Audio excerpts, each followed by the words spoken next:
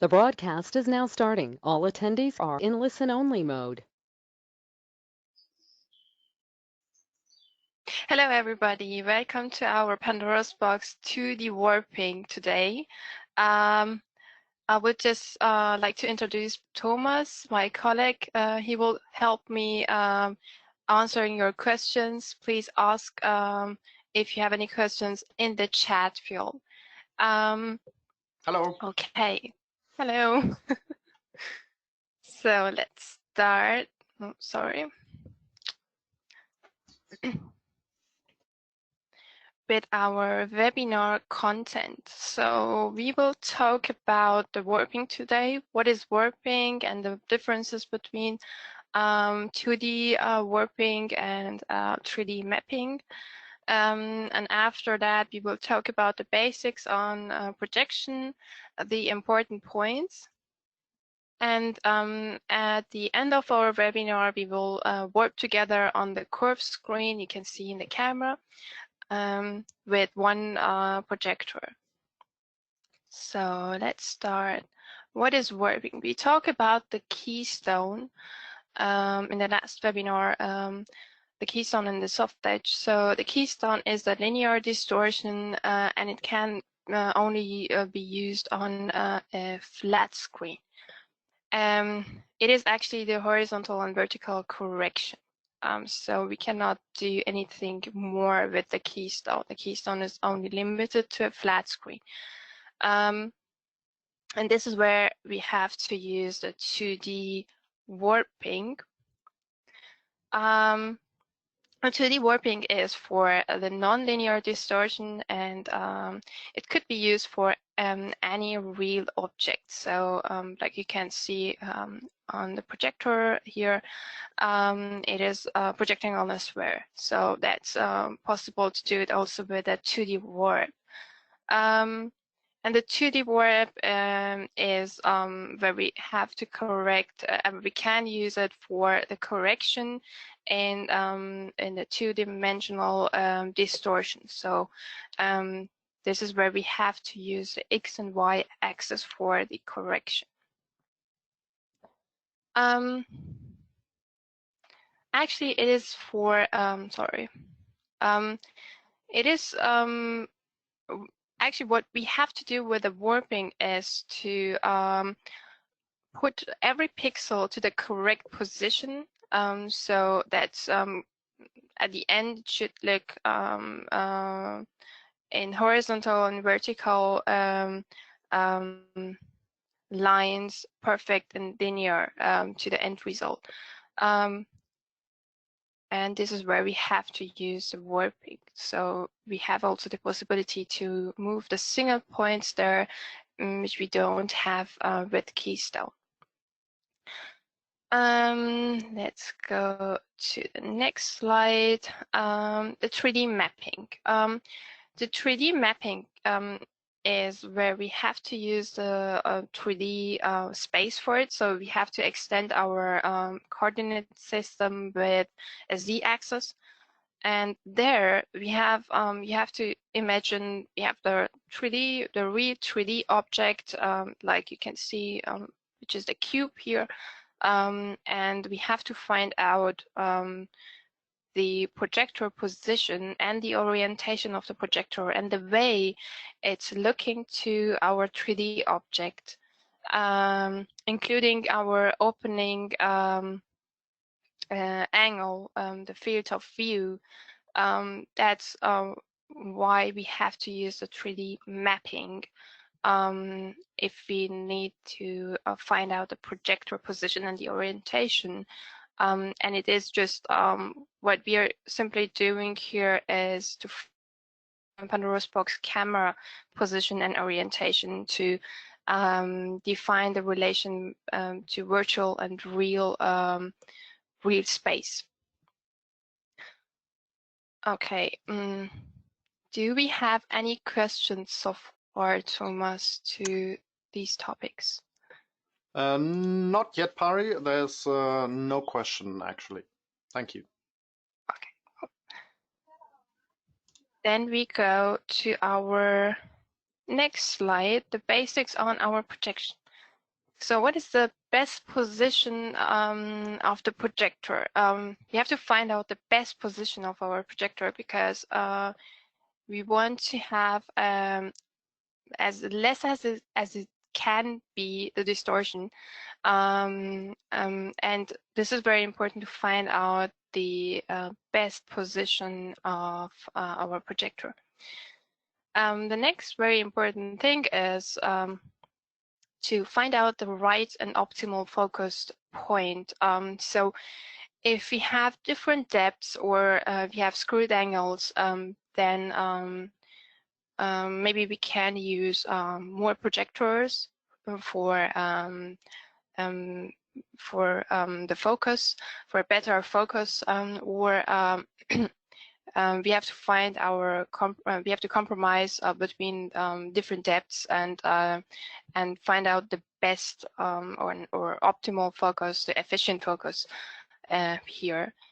So it's very important to focus the projector before we start. And the next point is the native resolution of the projector. Plus the aspect ratio, and this is actually just something to do with our pixel density. So the unit of the pixel density is pixel per inch, and 1 inch is here. It means 2 centimeters, 2.54 centimeters. And the question here is for the pixel density, how much resolution is needed for the texture, or how far or close is the point of view. If we have screwed angles, it leads more to pixel deformation. And we have to find out the pixel density so that's has something to do with our native resolution and the area we are projecting on it. Another point is the even light distortion.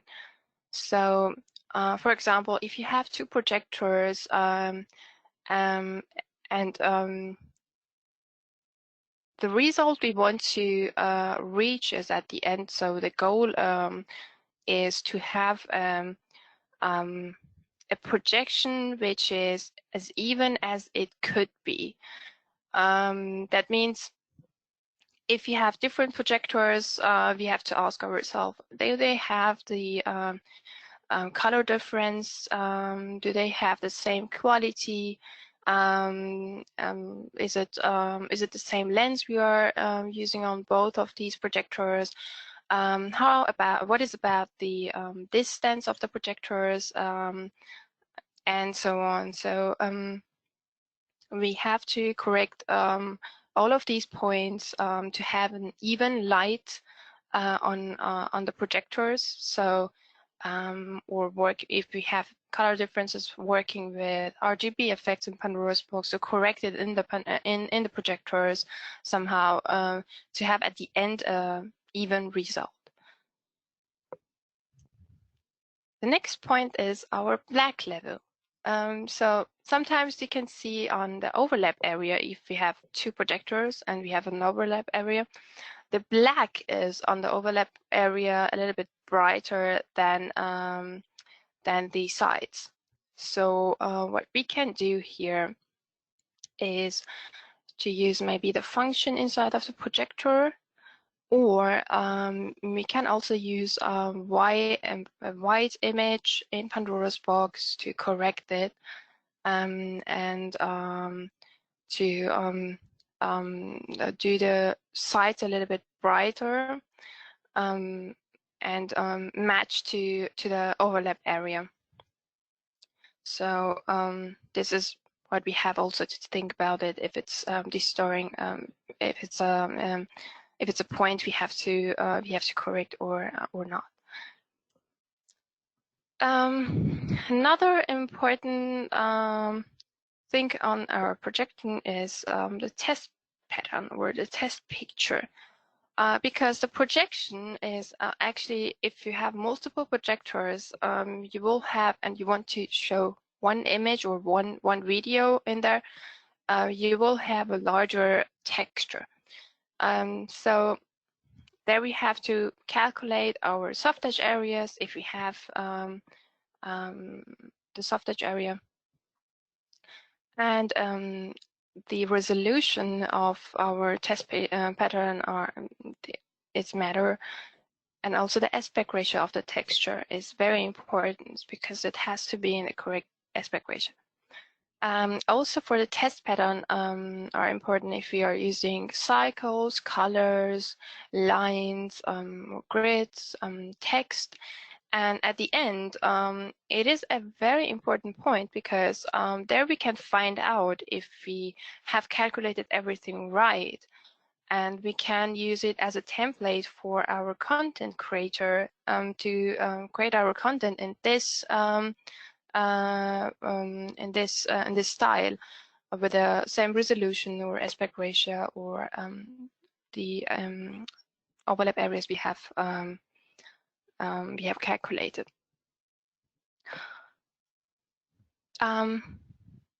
Next point is our point of view. It is very important if you have a big projection and there are a lot of people looking around, and if we have to, the question is, if we have multiple point of view, the different point of views we can look to this projection, they have to look good. So at the end is what we have to do as an operator, we have to warp from the viewer's position. So the viewer's position, it's the point where the most of the people would see this projection, because we cannot make everybody happy or just warp everything from different point of views and take care about all of these different point of views. The only thing we can do is to warp from the most the better position, or the position the viewers are more the more people are looking from this point. So this is why we have to find out this point of view.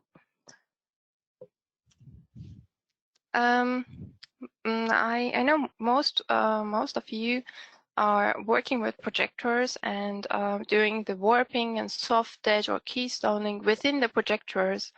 What I just wanted to let you know that of course you can do warping and soft edge and keystoning within a projector if the projector has these tools. But if you compare it to the media server workflow, a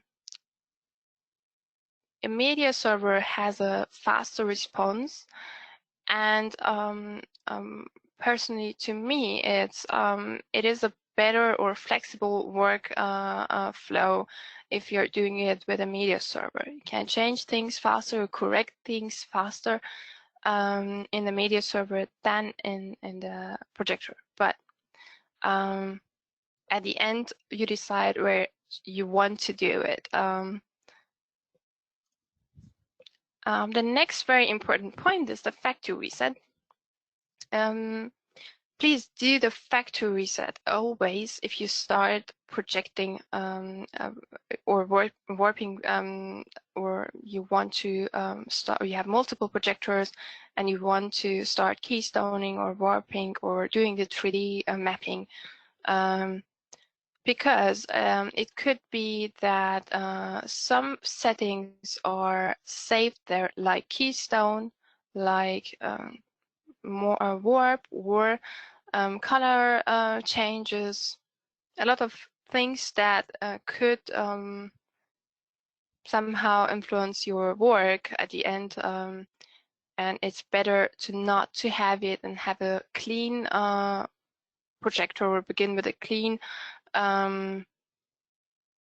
clean setting. Mostly there are lens shift, optimal correction there. So please just do a factory reset on all of the projectors you're using. Thomas, do we have any questions to these topics? Yeah, there are some which I try to answer directly in the questions tool. I think it's too large to put them in the live session here, so you can head on there. Thank you. Okay. So let's go to the next topic, our projection planning, which is very important. For a projection planning, we have to do our content calculation. And of course, as I mentioned before, we have to find out the correct aspect ratio with the overlap areas we have calculated before. I have also talked about these topic in the Keystone and Softedge webinar. Please, if you didn't see it, have a look into our YouTube channel. Regarding to this, and also how much machines you have, or how much projectors you have, or what kind of hardware you are using, as the question, what is the format you are using, or what you can choose. Please, also there, you have to look into our performance sheets and the hardware specs you have, the performance kit of the hardware. It's very important to choose the right format for your project. And it's also very important to have test files. I know the content is the last thing we might get when we are on the project production, but if you're using image sequences, then you can have probably 10 frames of these image sequences for your pre-production or pre-programming. That's very cool to have, because then you can invest your time to do your pre-programming with these files, and also you will save time for the on-site or last-minute changes. Checkpoints. These checkpoints are very important if you want to start with warping or keystoning. You have to check the projector position before you start with keystone or before you start with warping, because afterwards you don't have to touch anything, not the screen, to not move or touch the screen or the projector during or after warping or keystoning. So please do this settings before you start with these adjustments, because afterwards you cannot move anything, or you have to do everything again. And the focus, it's very important to focus it before, or doing the brightness, setting the brightness before you start with warping or keystoning. The next very important point is to measure and mark your areas. Like you can see here in the camera, I have measured my part, and I will show you what I have measured or what I have marked there. But if you invest your time for the measurements and also for marking and taping your areas before you're starting with warping, then you will save time during warping, and also create a better result at the end, because That's that's where you have a reference point or reference line for the warping, and you can set your projector border and also the linearity there. So it will just save your time. Any questions so far? No, actually no more questions. Thank you. Okay.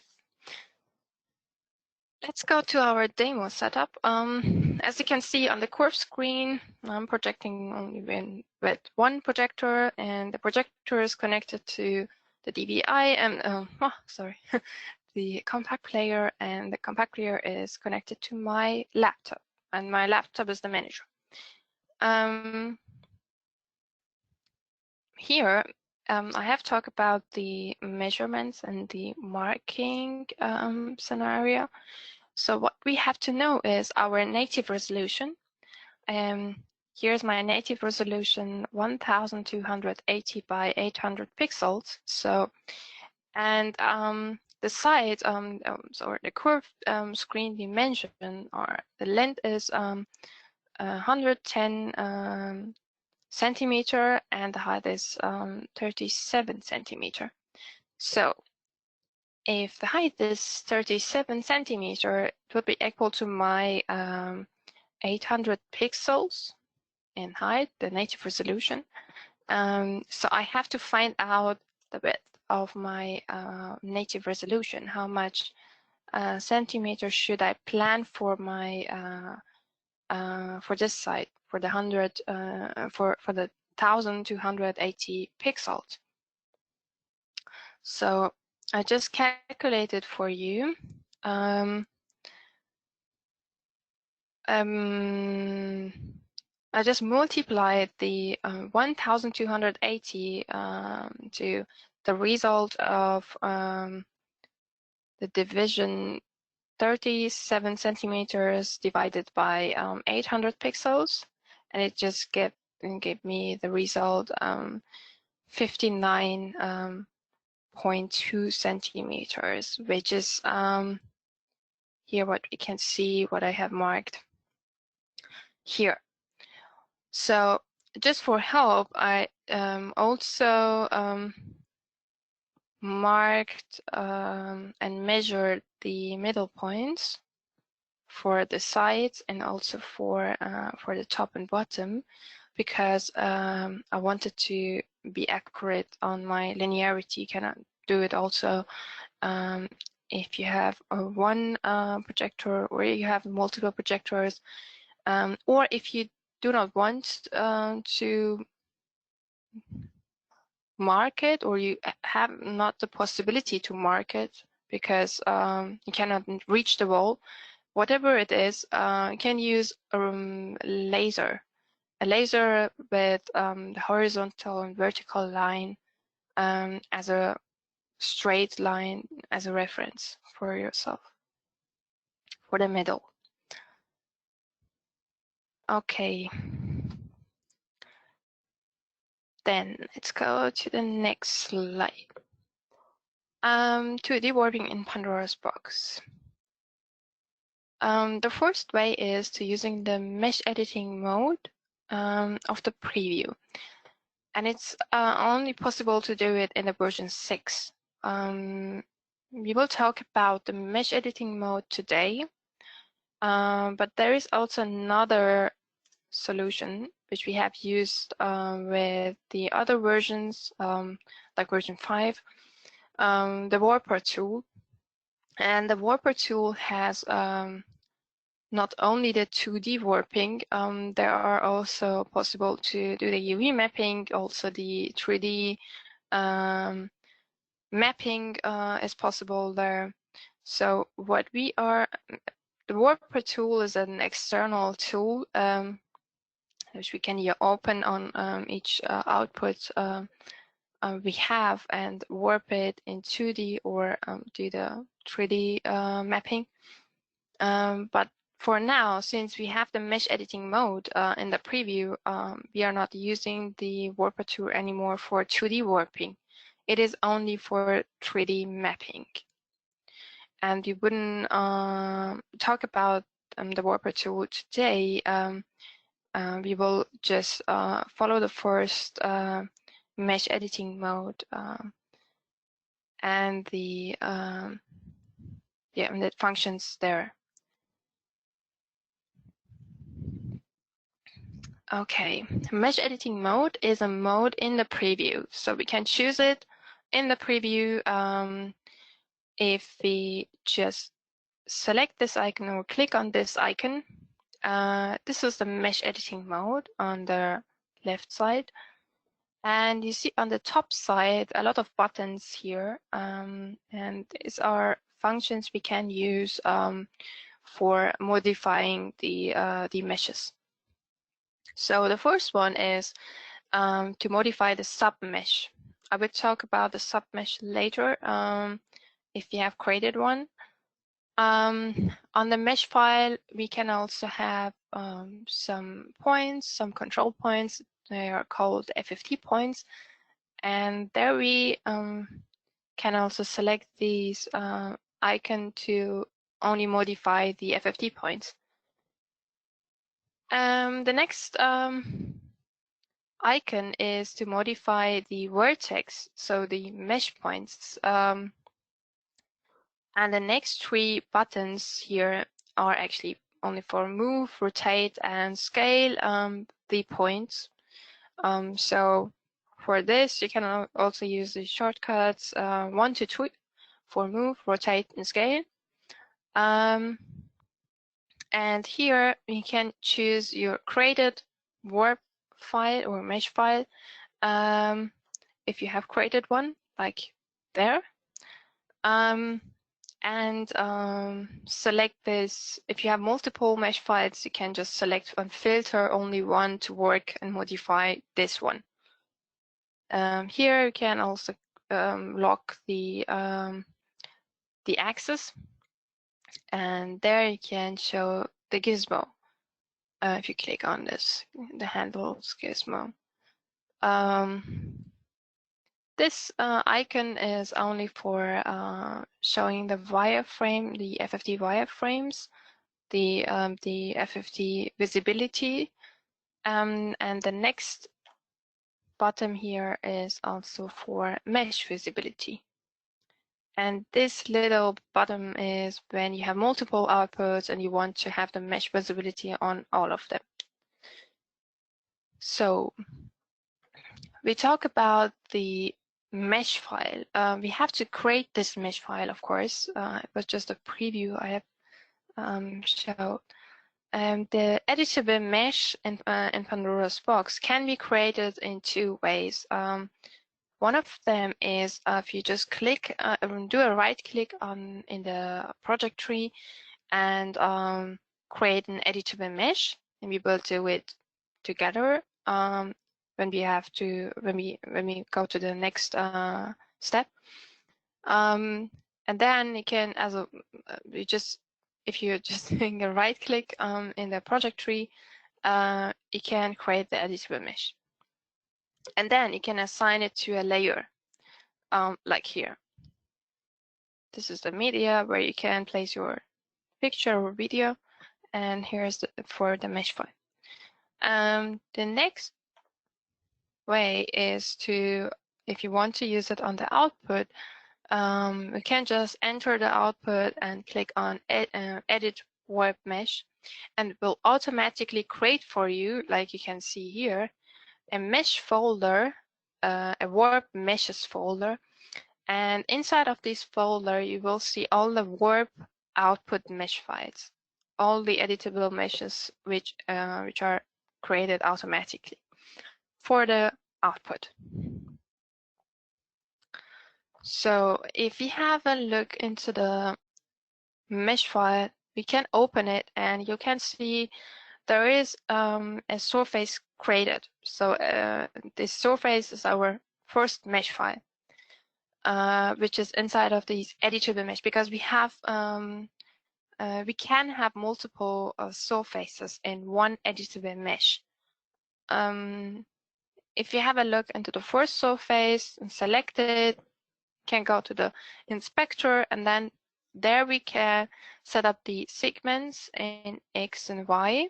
So the vertical and horizontal lines for our grid within the mesh file.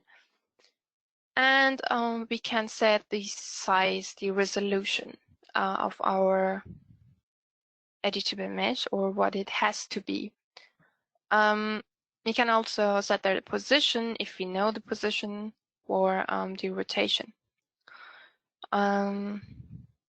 We can also, if we have done changes on this surface and we don't like it anymore, or we have to do it again, we can also set reset everything there, reset all the modifiers, or enable, disable them.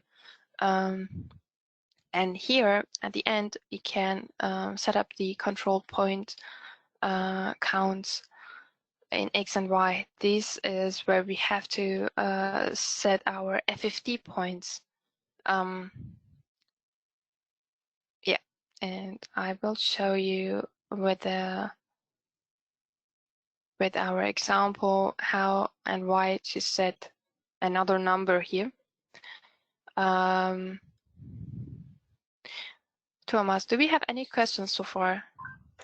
Just one. Do I have to use the output mesh file for the output only, or are there different possibilities? No, you don't have to use it. You can also create an editable mesh and then assign it to an output. But if you click on the bottom within the output, let's go there, the edit warp mesh, it will automatically create for you an editable mesh which has the correct resolution of the output. So it would just take the resolution of the output.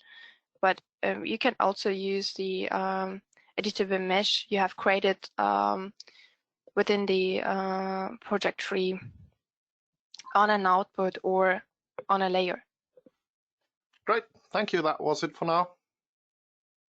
Okay. So let's have a look into Pandora's Box. I just have created on the first queue, you can see there is in the camera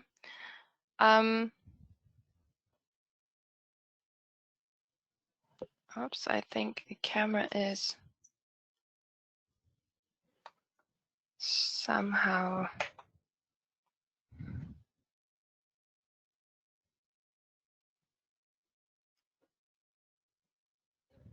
freeze. Sorry for that.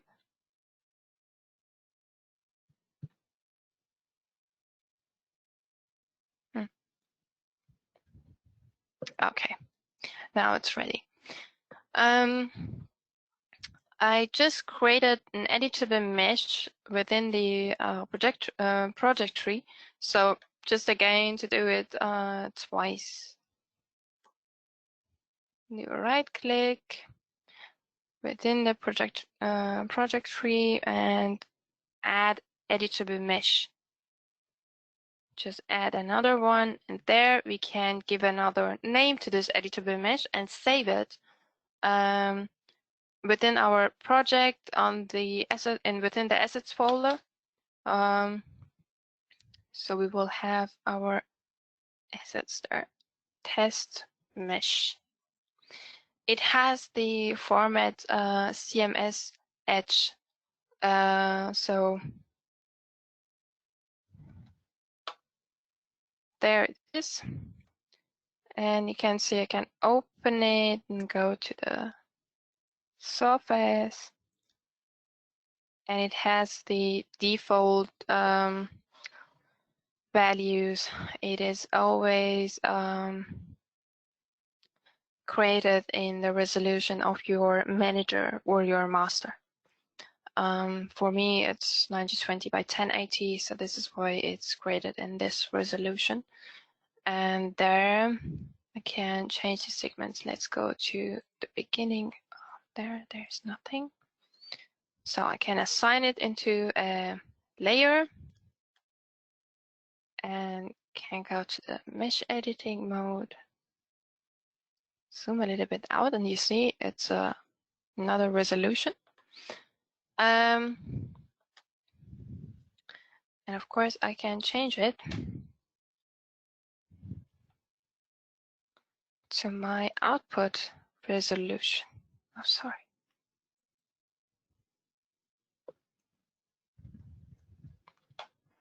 And there it is. If I just assign the geometry picture there, so you will also see the grid, the segments. Let's go again to the surface. The segments are actually defining our mesh points, or the vertex we can modify afterwards. But for this small screen, it's a little bit too much. So I would just take the half of it, 69. So I can work better with this grid.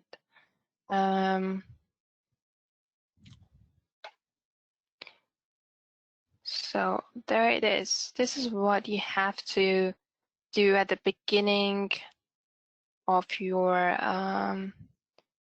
warping task. And also here again, we go back to the FFT points. It's very important if you are working on a curved screen or you're working on a flat screen. When you're working on the flat screen, it's better to work with these default values. But if you have a curved screen, you have more possibilities to work, or a better possibility to work with more FFTs. So like here, I can change it again to 5, and I will have, as you can see here, 5 points in X. I can also change it here if I think that's necessary, because it's a curved screen. But if the curved screen has it depends. If you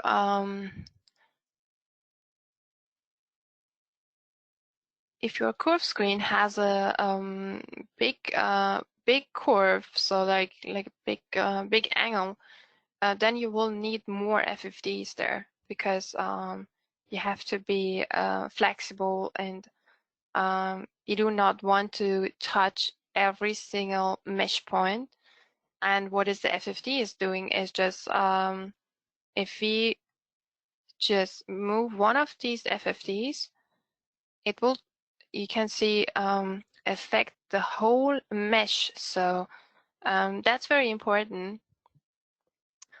If we just go to the vertex modifier and select one single point, just zoom in, and move the single point, you can see it is only affecting on the 4 neighbor lines, and that's it. So working with FFTs will make our our work a little bit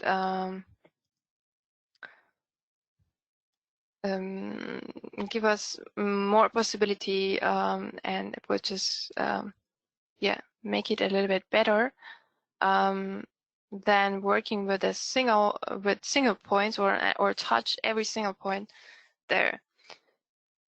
So very important for the curved screen to use more FFT points and have this flexibility to working by these points, and do as much as we can with the FFT points, and then work with the single points if it's needed.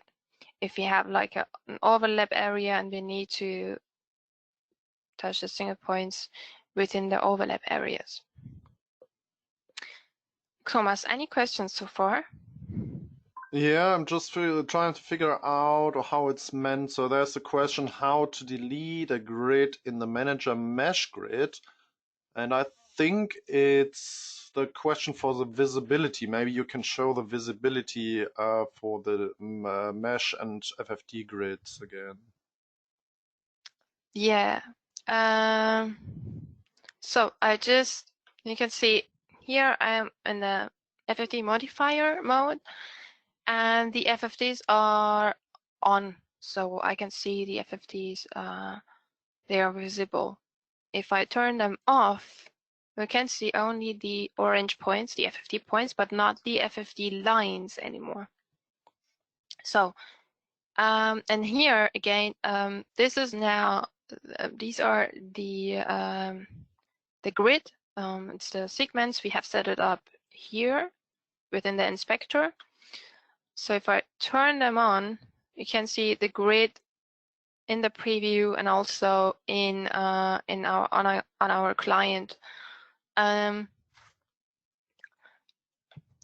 This is how you turn them off or on.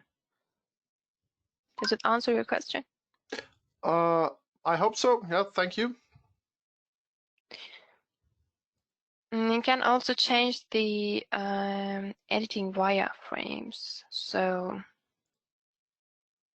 yeah, if you have multiple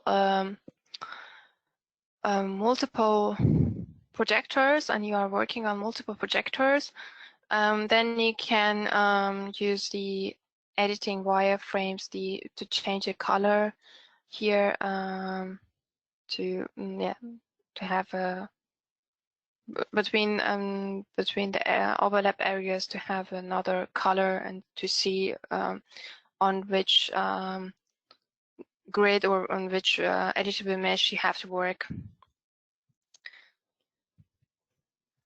Okay. So, and here you can see toggle wireframe visibility for all outputs. So I just have one, so I cannot demonstrate it, but if you,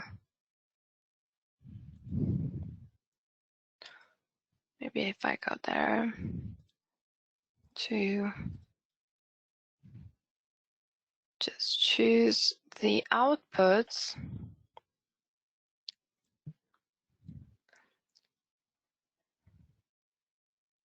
Sorry, I reset it on the layer. I just put an editable mesh and a test mesh on another output.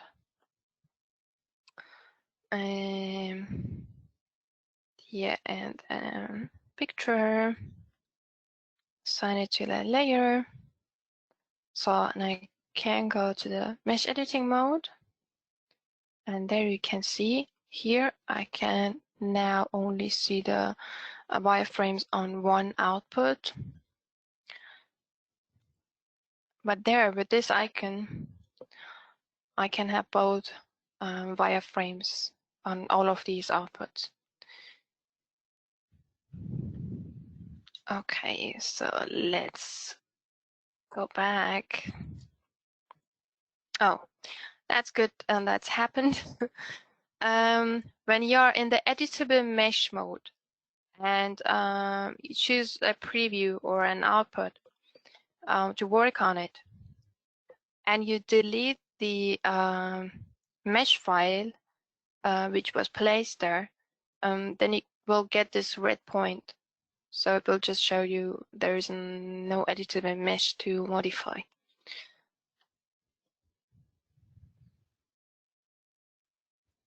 Right. If I go to the layer mode, it will just disappear. Cool. Any questions so far, Thomas? I don't think so. I tried to answer one just yet, and I think that's it for now. Okay, cool. So let's go to our test mesh and assign it to the layer, or we can also assign it to the output. the output number 1.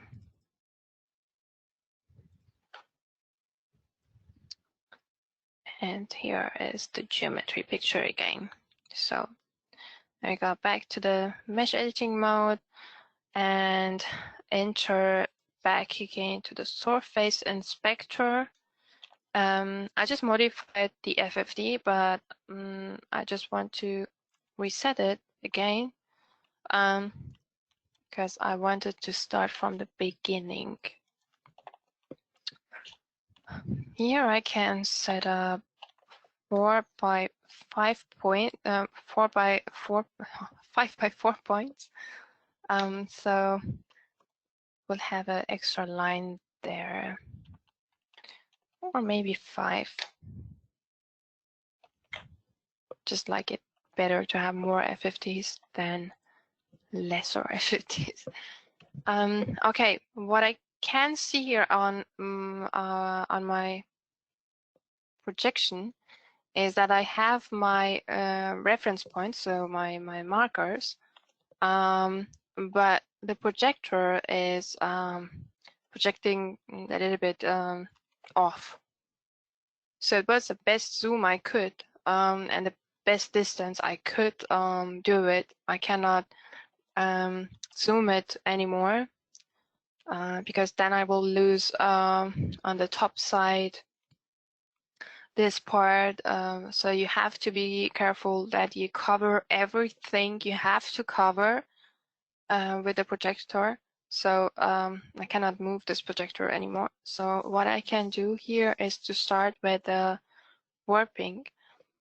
After setting up the FFT points, I can just select one point. You can move them and select one of them with the mouse and move them also with the mouse, but you can also use the arrow keys. If you hold the control key and use the arrow key to down, like here again, and then you will select these points. So I just select the left side, and now you have to set it to the move mode if you want to move these points to right, or you can select all of them with Control A, and then select the scale, scale it a little bit down, or you can just select all of these FFT points and then press the key number 3. It will just jump to the scale mode. And now you can use tab to scale it down a little bit slowly. So with the arrow keys. If you're using tab and holding tab and alt together, you will do bigger steps. So like this. And if you're just holding tab, just small steps there. So I just wanted to scale it like this. A little bit. Oh, now I can move it a little bit down.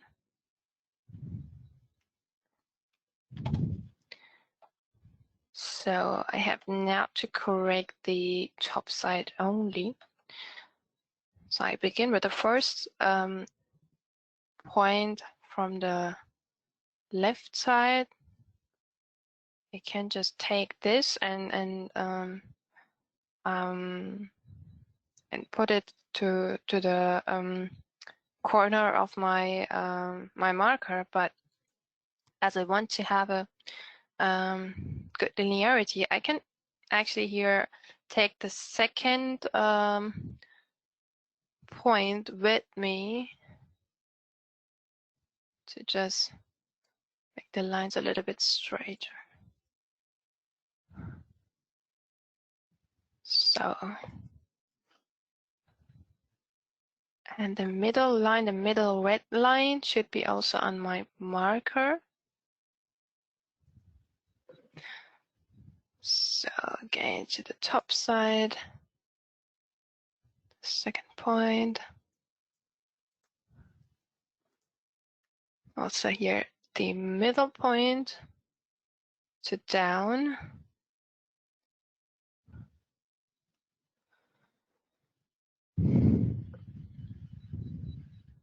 So I just trying to fit the first top line.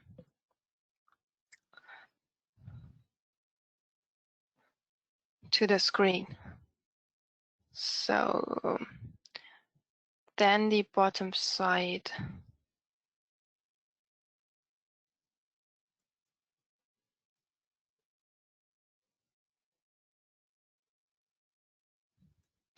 Actually, I can only start with the borders and then do the linearity. But I can also pay attention a little bit to this linearity and just do it while I'm doing the borders.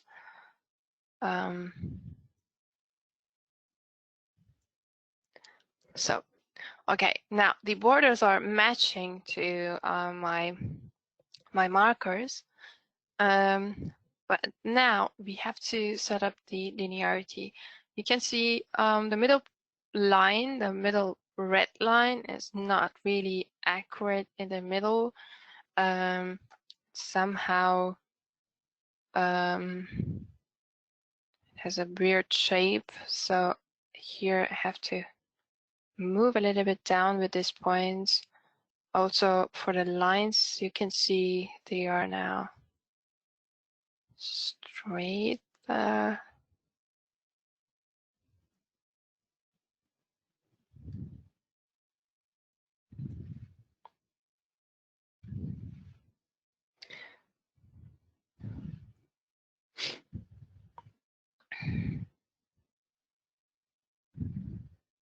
I have also to check these cycles. They should also look like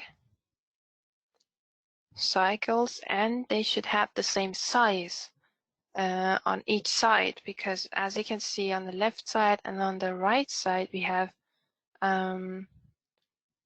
these small cycles, and they should have also the same size. We can also measure it at the end.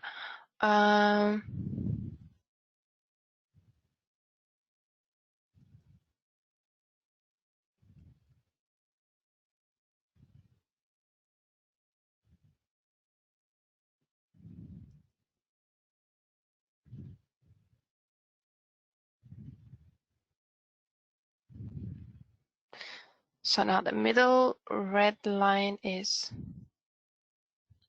matching my to my markers, and also the middle point here is matching there, and it seems to me that the cycles has also the same size.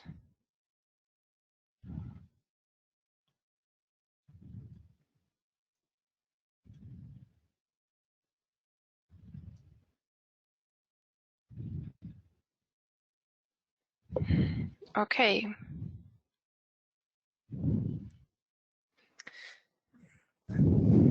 That's done. It's very important when you're done with, or you have done the first step of your warping, then to leave the editable mesh mode. So to go back to the layer mode again to save your changes within the editable mesh mode. Within the editable mesh, you have created this test mesh I have created. So it will only save the changes if you just leave the mode and go back again to the mode for changes you have to do again. Of course, if you save it on the timeline, like here, it will be saved on the timeline, but it has also be you have to move the mode, the mesh editing mode, while you are also warping, because there you can also save the changes within this file. Okay, let's have a look into our curve background picture with the warp we have done. So it's looking actually okay to me. Do we have any questions so far? No, the last part was very impressive, I think. And yeah, I can say again, leave the editing mesh mode to save in the file. That was a pretty strong recommendation there. So keep it in mind, please. No Yeah, more that's cool. other questions there, though. No. Thank you, Pari. No more questions. Okay. That's actually, I think, all I wanted to know, all I wanted to say and talk about. If you do not have any questions more, then I go back to my presentation and check again. Yeah, submesh. Oh, I have just explained it within the Pandora's box. Yeah. Yeah, the next important thing is please leave us a feedback on our forum and let us know what you want to do in the next webinars, what are the topics you want to hear about it, and check our YouTube channel for the webinars you have missed. Thank you for watching me today. Wait, And Thomas, thank you for helping. Yeah, wait a Yeah. second. We have a few questions incoming. Let me check if Okay. we go for answer them live, or we maybe stay some minutes left, or I stay some minutes here to answer them in the chat. Let me have a look.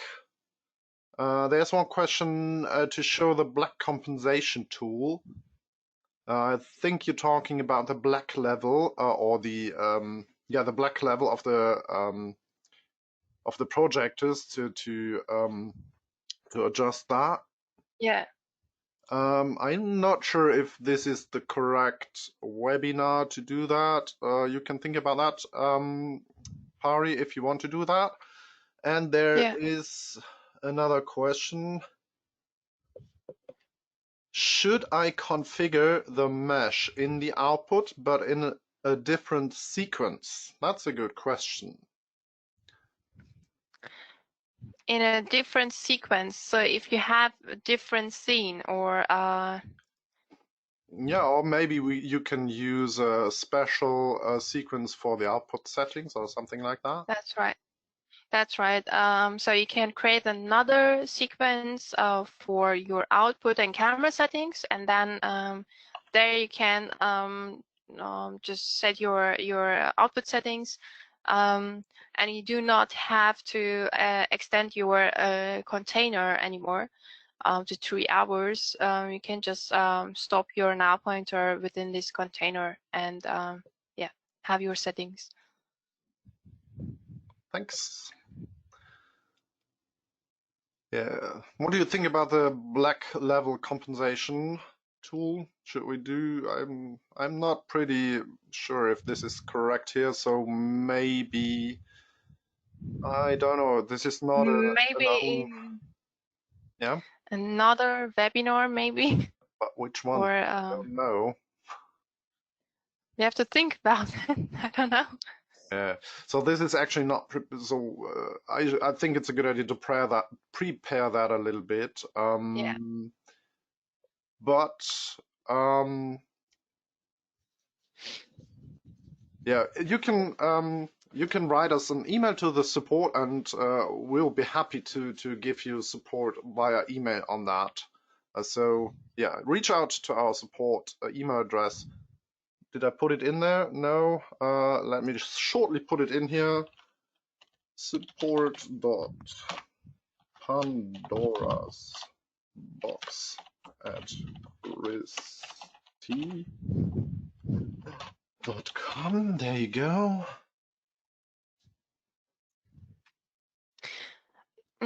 I just wanted to mention something.